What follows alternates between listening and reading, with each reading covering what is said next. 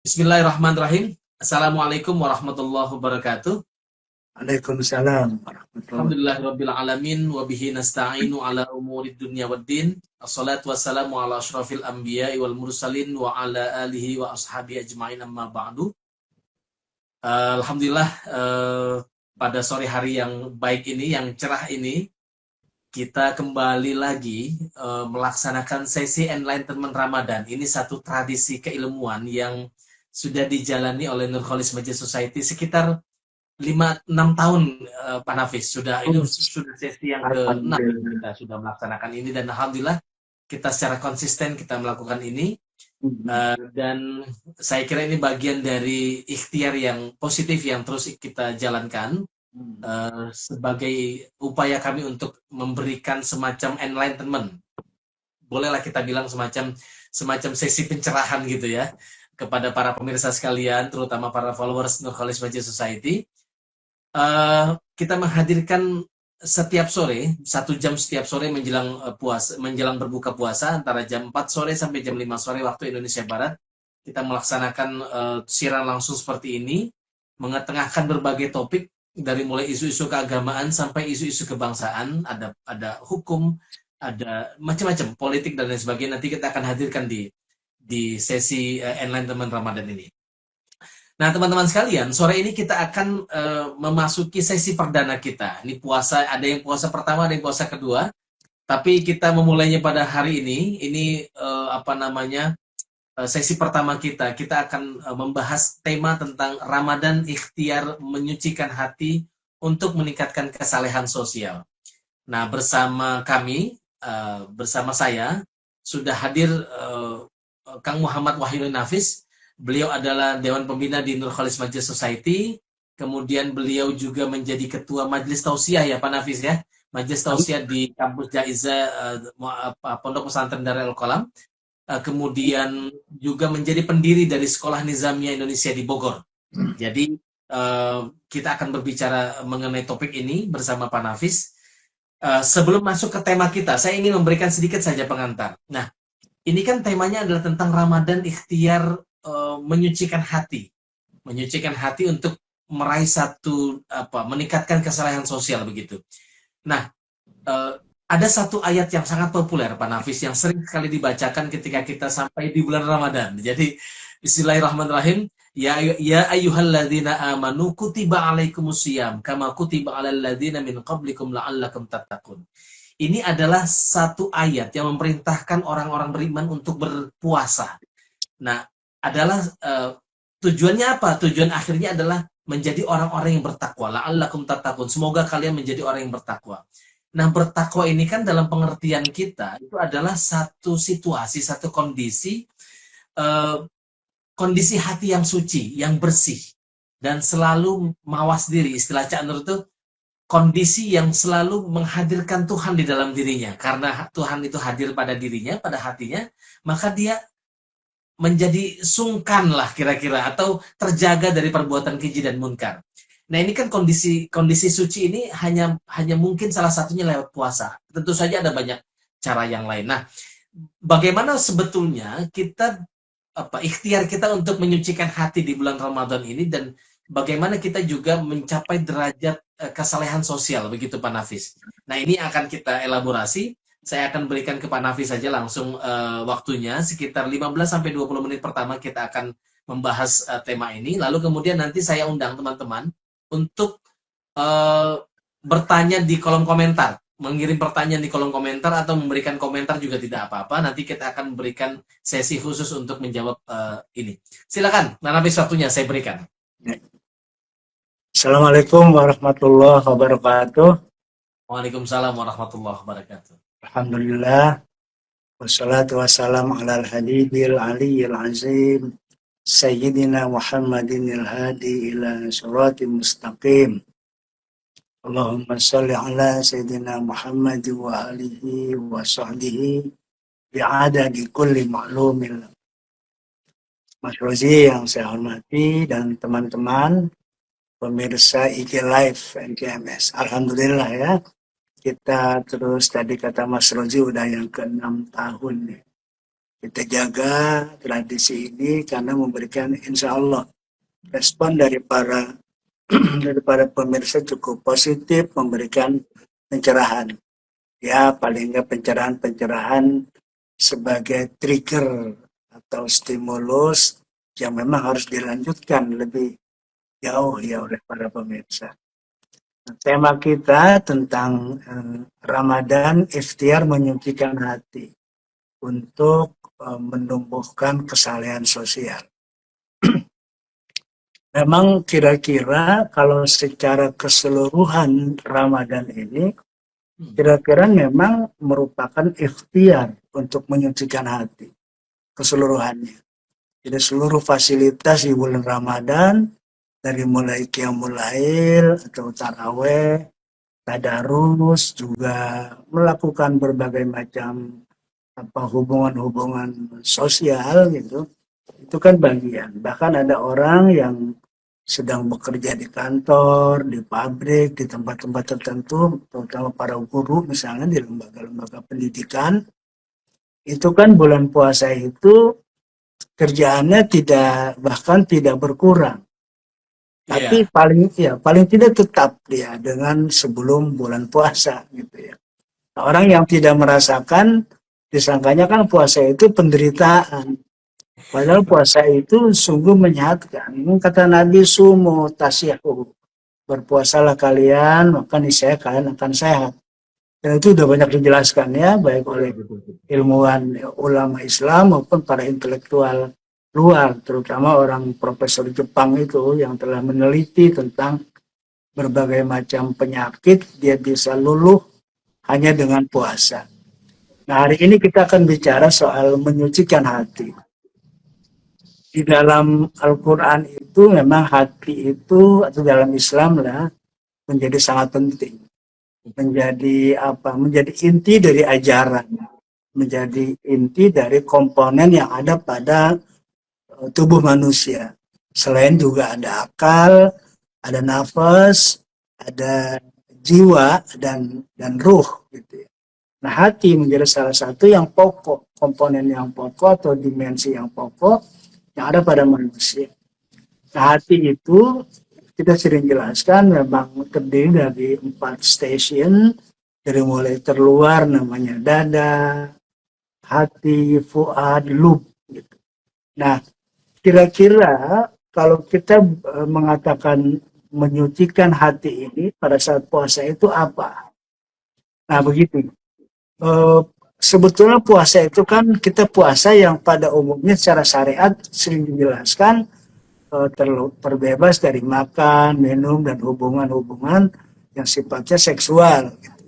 Itu kan secara umum saja. Itu yang kata Nabi, kambin soimin gitu. Jadi banyak yang berpuasa, kalau cuma itu saja 3 hal, maka dia tidak akan memperoleh pahala, hanya menggugurkan kewajiban, tidak mendapatkan benefit atau manfaat baik spiritual maupun sosial. Nah, sekarang kita naik ke menyucikan hati, sehingga keuntungannya itu kita bisa peroleh dengan nyata, selain kesehatan secara fisik gitu. Nah, sekarang menyucikan hati. Nah, maka saya ingin melakukan satu metafor. Di dalam tradisi tasawuf itu, Mas Rozi, itu kan ada 3 cara bagaimana seorang salik mendekatkan diri kepada Allah. Pertama dengan cara yang disebut takholli. Takholli itu artinya mengosongkan. Lalu tahalli itu artinya mengisi. Lalu tajalli itu artinya terbukanya rahasia Allah, terbukanya ya kegaiban Allah, kira-kira gitu. Dan itu puncak terakhir itu. Tapi saya ingin bicara 2 hal saja dalam hal menyucikan hati ini. Jadi selain tadi sifatnya syariat, lapar, haus, dan hubungan seksual gitu, kan kita juga harus melakukan pengosongan dari sifat-sifat buruk, sifat-sifat tercela. Itulah takholli sebetulnya. Jadi artinya kita puasa dari sifat-sifat buruk kita. Apa itu sifat buruk? Baik yang bersifat ucapan, perbuatan maupun pikiran. Itu ucapan-ucapan. Misalnya kita iri hati, dengki, sombong, ujub. Nah, ujub itu kan apa? Ujub itu kira-kira takjub terhadap diri sendiri. Jadi membanggakan diri sendiri itu ujub. Dan itu kalau para sufi sering menjelaskan soal ujub itu hilang semua pahala, semua kebaikan orang-orang yang ujub itu hilang semua. Karena dia bangga diri, dia itu di atas ria, di atas sombong. Karena selalu aku, kalau tidak ada aku, kalau tidak ada saya, kalau tidak ada saya, semua nah, itu kira-kira ujub. Jadi dia gitu. Dan itu padanannya dengan ya iblis lah kira-kira, karena ketika iblis menolak diperintahkan untuk menghormati Adam oleh Allah Subhanahu wa taala. Nah, maka takholli ini adalah kelanjutan atau isi dari apa yang disebut syariat tadi, meninggalkan lapar, haus, seksual. Lanjutannya secara substantif supaya hati kita itu suci, kita juga harus puasa dari sifat-sifat buruk kita. Pikiran kita kan yang dianjurkan oleh Nabi itu husnuzon pada orang. Berarti suuzon, berpikiran buruk, tidak baik. Berarti itu sebaliknya menghilangkan pahala puasa. Karena dia kan gini, kalau dalam Islam kan semua manusia baik, kecuali sudah terbukti dia buruk.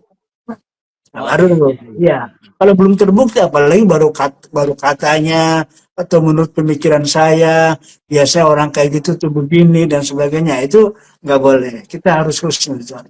Jadi puasa itu paling enggak kita latihan husnuzon. Latihan latihan berburuk baik, bersangka baik. Jangan berburuk sangka kepada siapapun.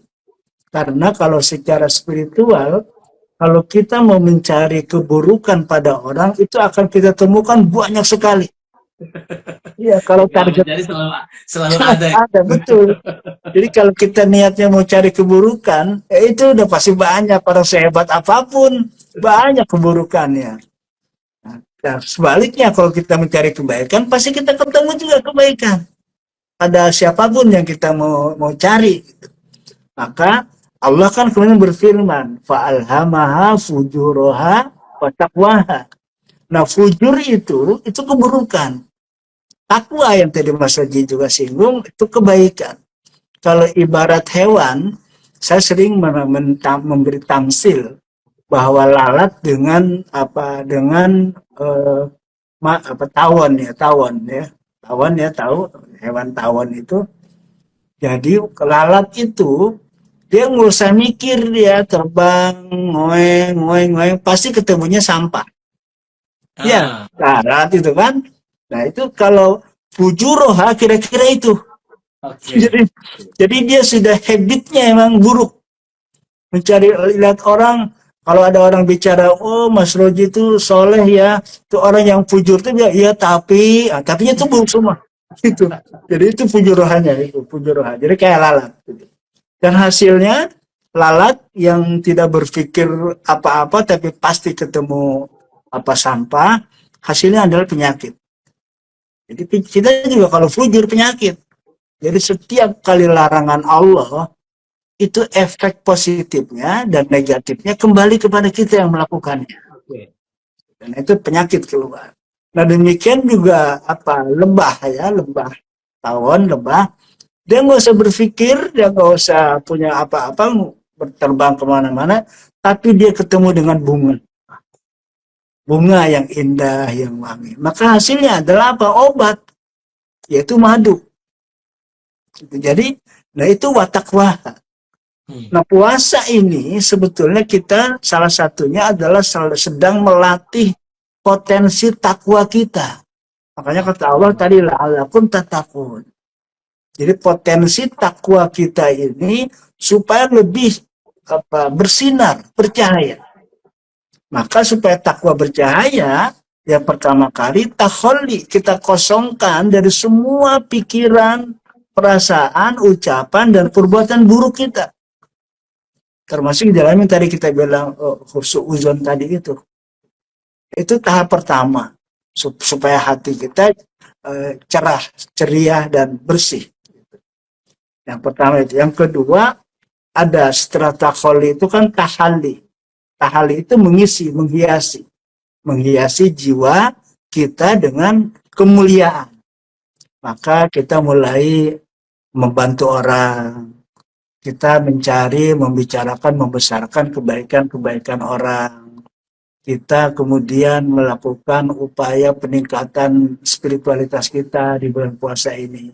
Dari yang tidak pernah pegang Quran, peganglah Quran, lalu kemudian membaca. Ya tidak harus memaksakan sehari 1 juz. Sekeburunya aja. Itu yang sehari 1 juz, malah sehari ada 30 juz, itu kan yang sudah terbiasa. Kalau yang terbiasa mah, kita baru baca separuh juz aja, apalagi bulan puasa ini kan nggak boleh minum, haus. Kita udah lelah, kita udah ngantuk. Makanya sekeburunya aja.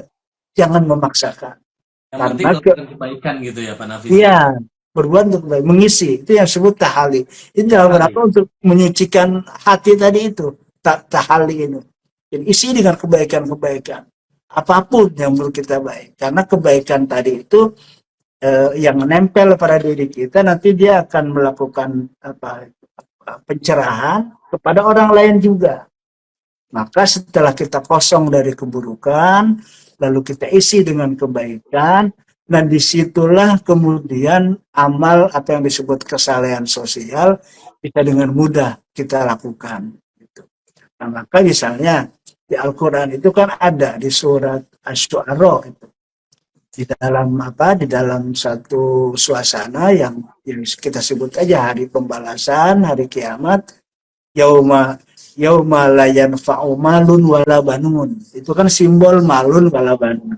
Malun itu harta, banun itu anak laki-laki. Itu artinya ya harta, ya rumah, ya istri, ya anak, ya jabatan dan seterusnya itu la yanfa'u pada hari itu. Yauma la yanfa'u malun wala banun illa man atallaha biqalbin salim. Kecuali orang yang datang kepada Allah dengan hati yang salim. Qalbin salim. Banyak mufasir ini menerjemahkan salim di sini. Apa yang disebut qalbun salim. Yang secara prinsip dalam beberapa tafsir itu mengartikan qalbun salim itu adalah hati yang bertauhid. Hati yang tidak musyrik. Hati yang tidak kufur, hati yang tidak maksiat.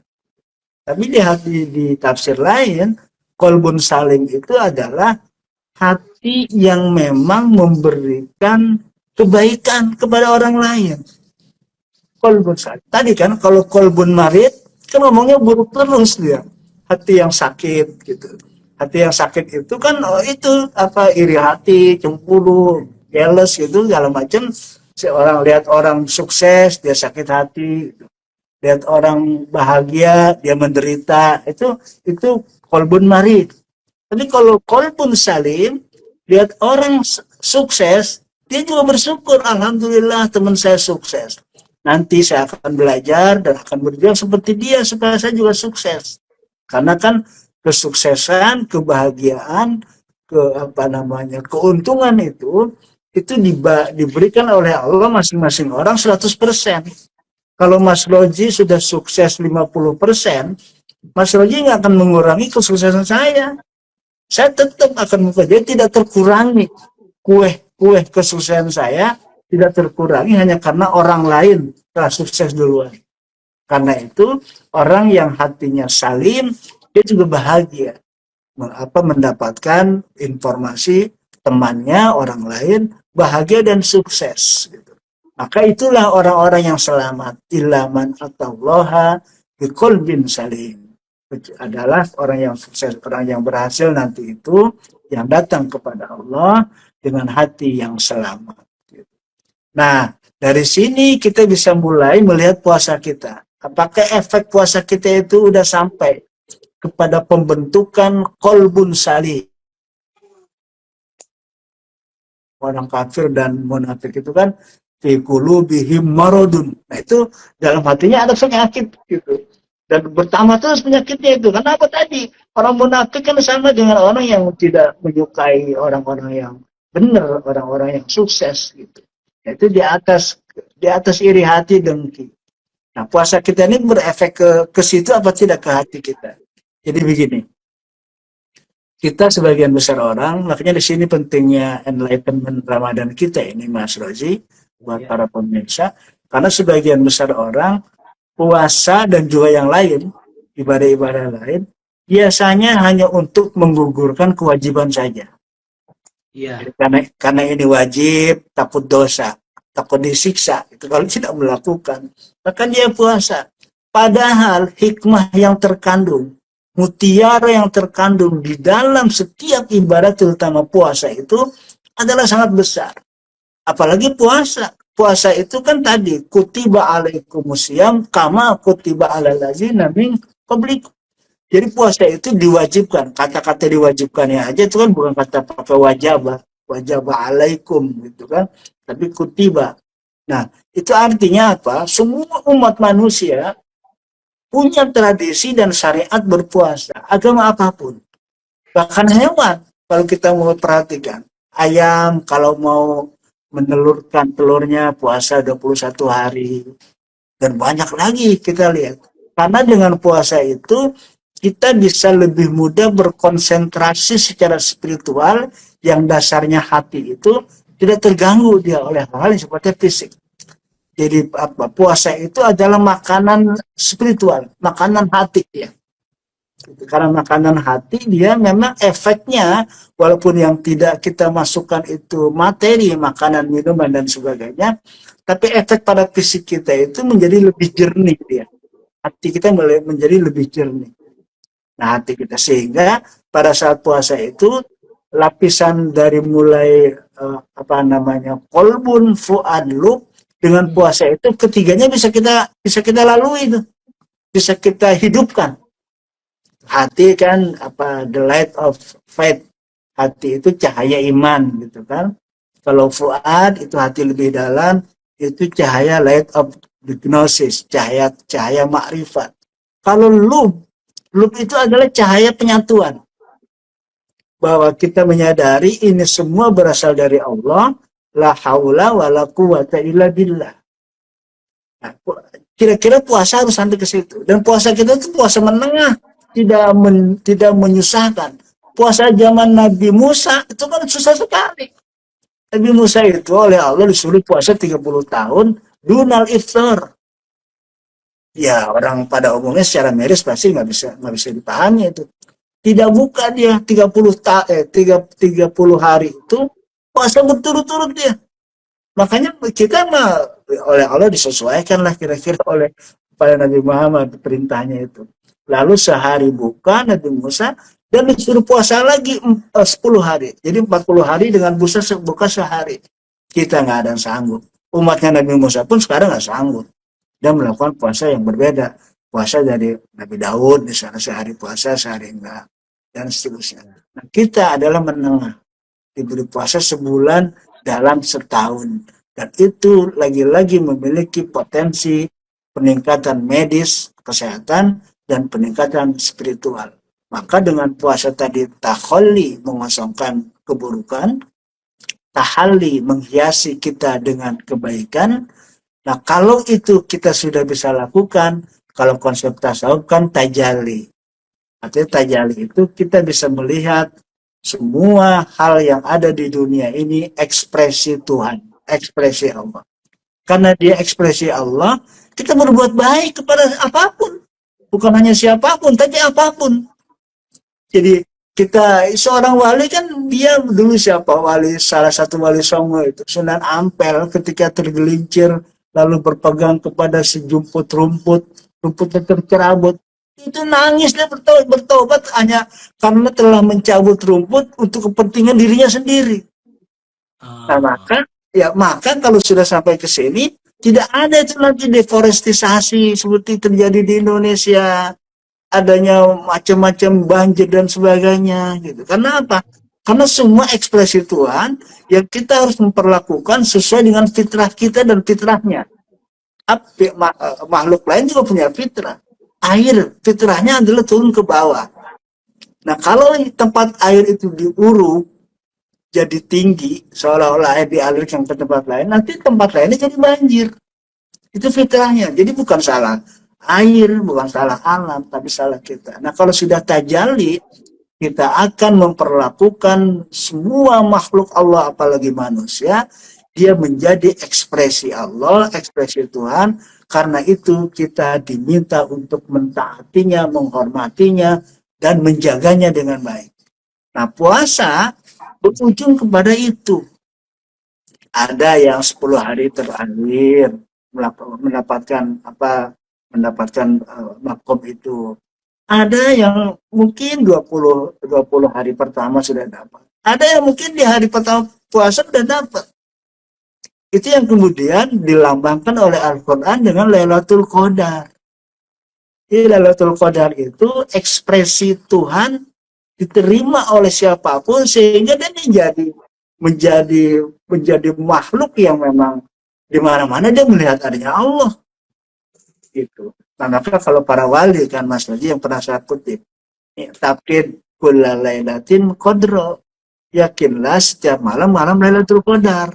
Itu artinya supaya kita sungguh-sungguh ibadah hari apapun, jangan nunggu tanggal 27. Sekarang main-main puasanya, sholatnya asal-asalan. Kan nanti Lailatul Qadar tanggal 27 Ramadan. Yang nggak bisa, karena Lailatul Qadar itu datang kepada orang yang layak untuk menerimanya. Apa yang layak, nggak usah mikirin dapat atau enggak. Karena biasanya orang yang berharap Lailatul Qadar, dia nggak dapat. Pokoknya tadi aja, kosongkan dari keburukan, hiasi dengan kebaikan. Dari situ kita melakukan perilaku amal sosial kepada orang lain. Karena amal sosial itu adalah buah iman yang paling nyata. Kita punya harta sedikit, jangan cuma mengeluarkan zakat fitrah saja. Zakat fitrah setahun sekali berapa duit sih? Tapi itu anak yatim, orang miskin yang tidak bisa makan setiap hari.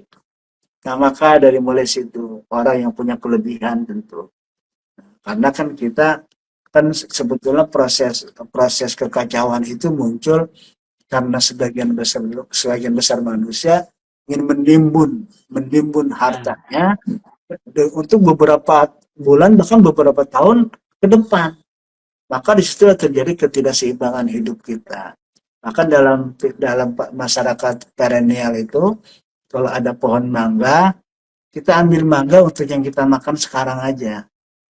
Sekarang masalahnya ada orang ngambil mangga itu untuk sebulan ke depan. Akhirnya banyak orang nggak kebagian. Gitu. Nah, jatah hari itunya untuk orang yang tidak kebagian itu menjadi susah. Itulah yang disebut kekacauan. Karena kita protes kepada keadaan, lalu kita mementingkan diri sendiri. Puasa mendidik kita. Tadi kan mendidik kita menyucikan hati karena membersihkan dari kekotoran dan menghiasi dengan kebaikan. Lalu mendidik kita untuk bersabar. Atau canur, puasa itu menunda untuk mendapatkan kesenangan yang sesaat. Itu pelatihan puasa itu paling efektif. Karena biasanya kalau canur sering menjelaskan, pagi-pagi kita kalau bukan bulan puasa, kita udah biasa ngopi, makan pisang, menikmati pisang goreng, nasi uduk. Pas puasa, yang puasa hari ini kita udah mulai stop, Mbak. Itu artinya apa? Tapi kita tunda itu. Yang biasa ngopi tadi jam 7, jam 8, jam 10, tunda. Makan jam 12, tunda. Terus nanti pas maghrib. Maka kebahagiaannya itu pas maghrib. Yeah. Kata hadis Nabi kan gitu. Ada 2 kebahagiaan bagi orang yang buat puasa. Pertama, pada saat jelang buka maghrib, senang itu puasa yang tadinya ini anak saya yang belajar puasa udah uring-uringan dari jam 10 minta minum, tahan. Sekarang sudah jam 4 udah mulai wajahnya cerah gitu kan. Dan ada kebahagiaan. Nah, kebahagiaan kedua nanti ketika ada orang, kebahagiaan kedua itu Idul Fitri. Tapi kata Syekh Abdul Qadir Jailani, enggak, kebahagiaan kedua itu adalah nanti di akhirat. Kita insya Allah akan digolongkan ke dalam orang-orang yang berhak untuk masuk surga. Itu tuh kebahagiaan kedua. Baik, ya. Tapi kira-kira itu Mas Haji sebagai pengantar, bagaimana puasa berefek positif pada penyucian jiwa dan hati kita.